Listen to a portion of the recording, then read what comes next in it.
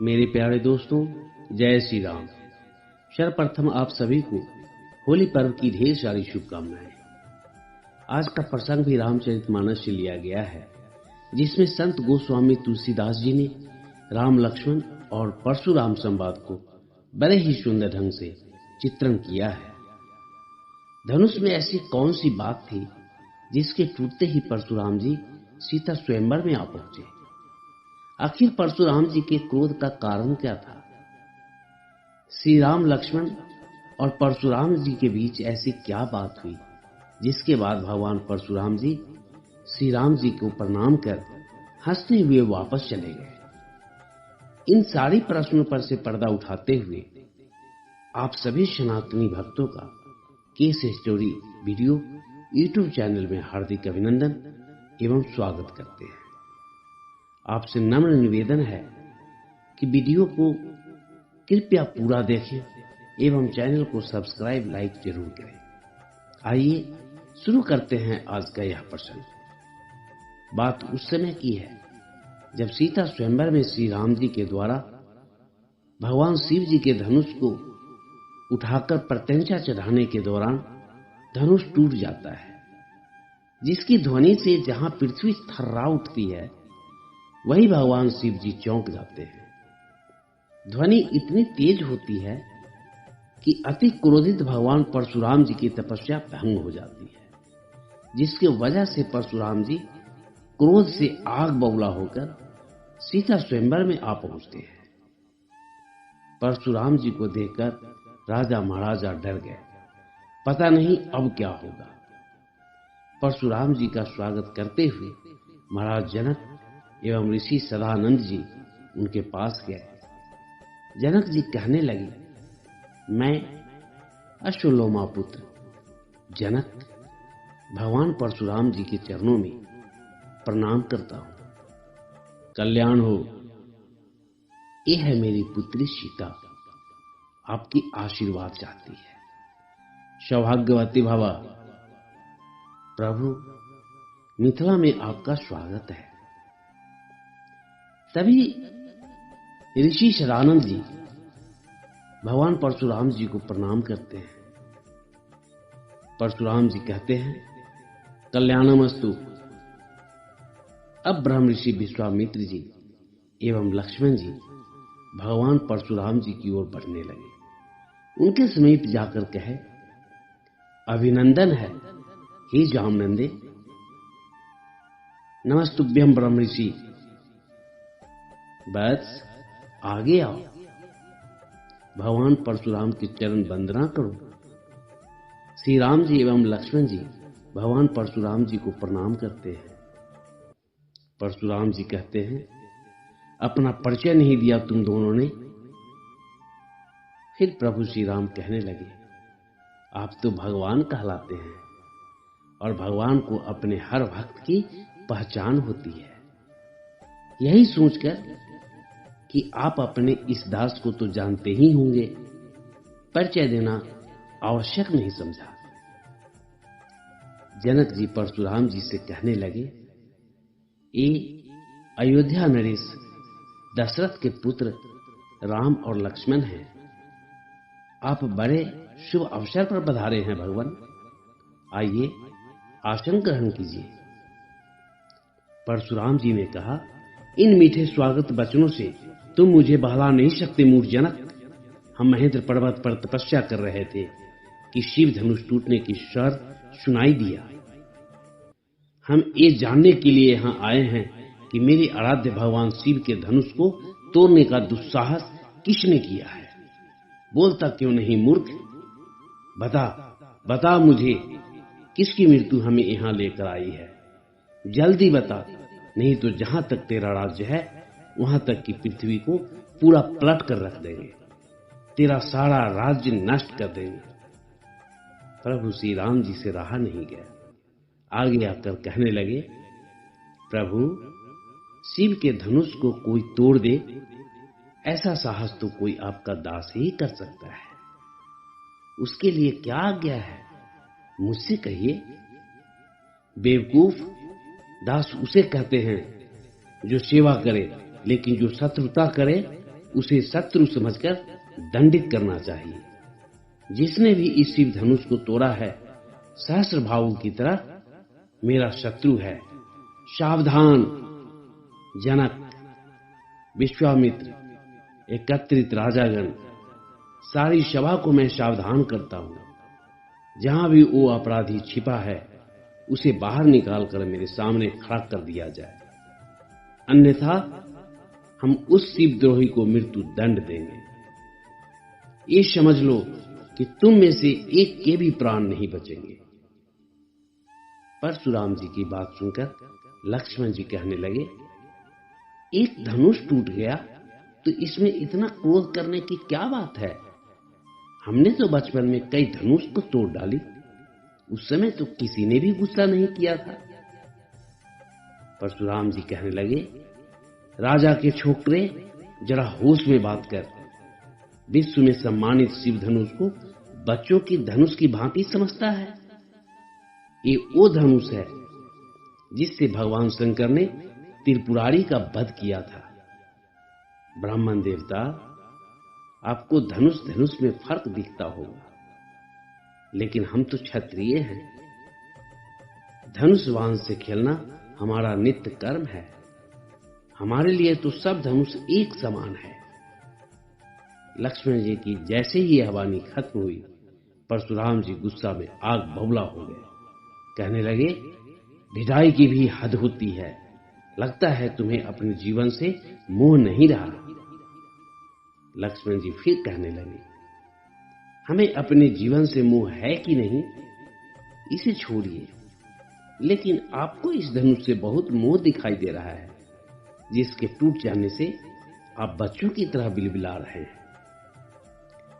रघुवर ने इसे हाथ लगाया और ये टूट गया। इसमें उनका कोई दोष नहीं। आप क्रोध त्याग दीजिए मुनिवर, बहुत धमका लिए। परशुराम जी कहने लगे, लगता है तुम अपनी माता को निपुती बनाना चाहता है। मैंने तो तुम्हें बालक समझकर जीवित छोड़ रखा था और आपको एक ब्राह्मण समझकर छोड़ दिया है, क्योंकि हमारे कुल में ब्राह्मणों का वध नहीं बल्कि उनकी रक्षा किया जाता है। परशुराम जी कहने लगे, अरे ओ निरंकुश बालक, कदाचित तुमने मुझे वेद पाठी ब्राह्मण समझ रखा है।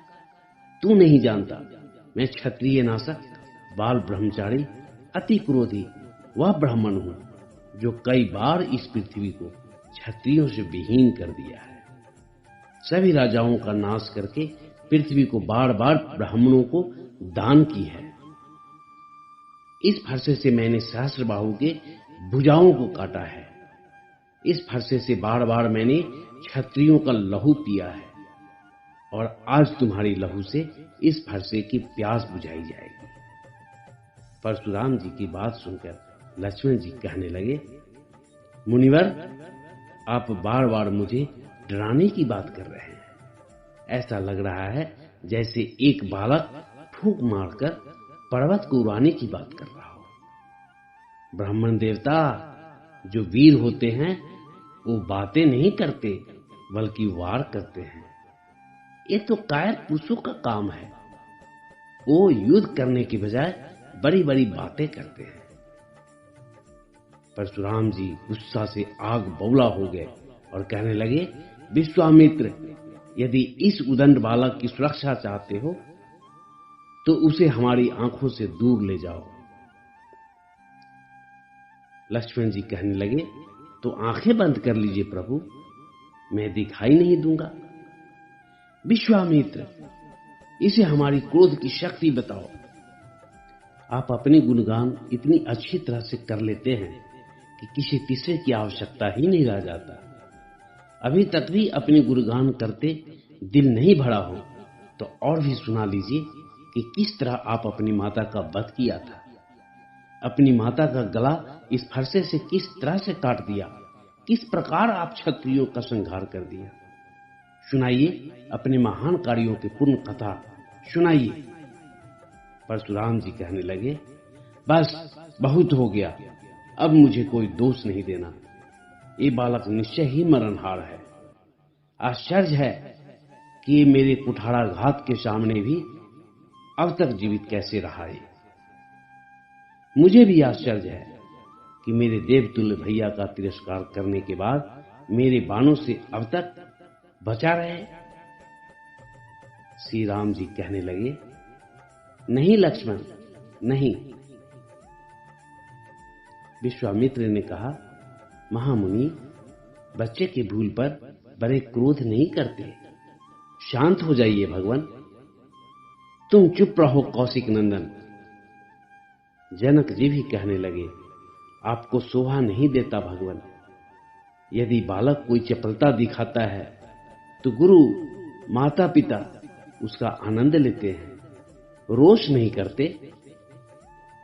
श्री राम जी लक्ष्मण जी को हटाते हुए कहने लगे, भगवान, आप तो सहज सुजान है, बालक के बातों पर ध्यान मत धरिए। और फिर उसने तो आपका कोई अपराध नहीं किया है, आपका अपराधी मैं हूं। मेरे ही हाथों से ये धनुष भंग हुआ है। यदि दंड देना है तो मुझे दीजिए, मुझे अपना दास समझकर मुझ पर आप क्रोध कीजिए, कृपा कीजिए, या फिर मेरे प्राण ले लीजिए। जिस प्रकार से भी आपका क्रोध शांत हो सके, मैं वो उपाय करने को तैयार हूं। परशुराम जी कहने लगे, तुम भी कुछ कम धूर्त नहीं हो। भगवान शंकर का धनुष तोड़कर अब मुझे ही ज्ञान सिखा रहे हो। उधर तुम्हारा छोटा भाई मुझे क्रोध दिलाकर मेरी बल को छीन कर रहा है, और इधर तुम हाथ जोड़कर अनुनय विनय कर रहे हो। परंतु ये छल कपट अब नहीं चल सकता। तुम समझते हो कि अपने आप को राम कहने से परशुराम का भी सामना कर सकते हो, तो उठाओ शस्त्र और मेरे साथ युद्ध करो।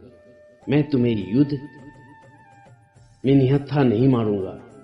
मैं तुम्हें विरोचित मृत्यु का अवसर दूंगा, और यदि तुम युद्ध नहीं करते तो तुम्हें भाई समेत अभी मार दूंगा। प्रभु श्री राम भगवान परशुराम से कहने लगे, प्रभु, यदि रण में मुझे कोई ललकारे तो क्षत्रिय धर्म के अनुसार हम उनसे अवश्य लड़ेंगे, चाहे वो स्वयं महाकाल ही क्यों न हो। परंतु हम रघुवंशियों का एक वसूल भी है कि हम ब्राह्मण, स्त्री और गौ पर हाथ नहीं उठाते। ब्राह्मण हमारे लिए सदा पूजनीय हैं, और इनका सेवा करना हमारा परम धर्म है। सो प्रभु और सेवक के बीच युद्ध कैसे संभव है? आपकी और हमारी बराबरी कैसे हो सकती है? भगवान, मेरा तो छोटा सा नाम है राम, परंतु आपका परशु समेत परशुराम। आपने अपने राम को अभी तक पहचाना नहीं, परंतु मैं तो आपकी प्रभुता को जानता हूं। आपसे हारने में भी मेरी जीत है। विप्रवंश की आस प्रभुताई अभय हुई जो तुम ही डराई। फिर प्रभु श्री राम ने अपने विष्णु स्वरूप का दर्शन परशुराम जी को कराया। श्री हरि भगवान विष्णु का दर्शन कर परशुराम जी मन ही मन मुस्कुराने लगे। अब परशुराम जी को ज्ञात हो गया कि श्री राम जी भगवान विष्णु के अवतार लेकर मानव लीला कर रहे हैं। परशुराम जी कहने लगे, राम, ये धनुष भगवान विष्णु ने मेरे पिता महर्षि विदिक के पास धरोहर रूप में रखा था। यदि विष्णु के इस धनुष पर बाण का संधान कर सकूं तो मेरा संदेह मिट जाएगा। मैं तुम्हें पहचान लूंगा। श्री राम जी एवं परशुराम जी एक दूसरे को प्रसन्नचित्त होकर देख रहे थे। श्री राम जी कहने लगे, रघुनंदन, आप जानते हैं कि ये दिव्य बाण कभी खाली नहीं जाता, परंतु एक तो आप ब्राह्मण हैं और दूसरे गुरु विश्वामित्र के बहन के पौत्र हैं, इसलिए ये अमोघ बाण आप पर नहीं छोड़ सकता। अब आप बताइए कि मैं किसे नष्ट करूं। आपके पास मन की गति से सर्वत्र आने जाने की शक्ति है, उसे नष्ट करूं, या फिर आप अपने तपोबल के बल से जो पुण्य अर्जित किए हैं उनका नाश करूं। परशुराम जी कहने लगे, हे रघुनंदन, मेरे आवागमन की शक्ति का नाश न कीजिए, क्योंकि मैंने जब अपने गुरु ऋषि कश्यप जी को ये सारी धरती दान की थी तो उन्होंने मुझे कहा था कि अब तुम मेरे राज्य में नहीं रह सकते। तब से मैं पृथ्वी पर कभी भी रात्रि में विश्राम नहीं करता। मुझे रात को महेंद्र पर्वत पर जाने के लिए उस शक्ति की परम आवश्यकता होगी, परंतु आप इस अमोघ बाण से मेरे पुण्य लोक को नाश कर दीजिए, जिसके साथ नाश हो जाएगी हमारी कृति, हमारा अहंकार और अहंकार जनित हमारा क्रोध। राम, इसे पूर्व दिशा में छोड़ दो। अब प्रभु श्री राम धनुष पर बाण का संघान कर पूर्व दिशा की ओर छोड़ दिए। अब परशुराम जी श्री राम जी को मुस्कुराते हुए प्रणाम किए, क्योंकि उनका शंका समाप्त हो चुका था। उन्होंने श्री राम जी से कहा, हे रघुनंदन, तुम्हारी जय हो। प्रभु राम परशुराम जी को अपना दिव्य पावन आशीर्वाद प्रदान किए। जनक, तुम्हारे कई जन्मों के पुण्य से श्री राम तुम्हारे धाम में आए हैं, और श्री राम का यह संयोग खुद ब्रह्मा ने ऋषि के आशीर्वाद से ही निश्चित किया है। धूमधाम से यह विवाह रचाओ, इसी में तुम सबका कल्याण है। कल्याण हो, इतना कहकर भगवान परशुराम जी वहां से चले गए। प्रेम से बोलिए सिया राम की जय। दोस्तों, प्रसंग यहीं पर समाप्त हो रहा है। दोस्तों, ये थी श्री राम परशुराम संवाद से संबंधित कुछ महत्वपूर्ण जानकारी। प्रसंग यहीं पर समाप्त हो रहा है और हम आशा करते हैं कि यह प्रसंग आपको अच्छा लगा होगा। भगवान राम का पावन आशीर्वाद आप सभी सनातनी भक्तों को प्राप्त हो। अगले वीडियो में हम बताएंगे भक्त प्रहलाद की कहानी। इस प्रसंग में हम जानेंगे कि हिरण्यकश्यप, जो अपने आप को सर्वशक्तिमान समझता था, उसकी मृत्यु कैसे हुई। भक्त प्रहलाद को मारने के लिए उनके पिता हिरण्यकश्यप ने अनेकों प्रकार के साधनों को अपनाए, लेकिन भगवान विष्णु की कृपा से उन्हें कुछ भी नहीं हुआ। भगवान अपने भक्त की रक्षा हमेशा से किए हैं, करते हैं और हमेशा करते रहेंगे। असत्य पर सत्य की विजय कैसे हुई, अधर्म और अत्याचारियों का नाश करने के लिए भगवान विष्णु का नरसिंह अवतार कैसे हुआ। दोस्तों, अगर हमारे वीडियो की कहानी आप सभी को अच्छा लगता है तो please case story video YouTube channel को सब्सक्राइब, लाइक जरूर करें, वीडियो शेयर भी करें, और हाँ, आप हमें अपना बेस्ट सुझाव कमेंट के द्वारा जरूर दें। कमेंट में जय श्री राम लिखकर भगवान श्री राम के आशीर्वाद को जरूर प्राप्त करें। जय श्री राम। धन्यवाद।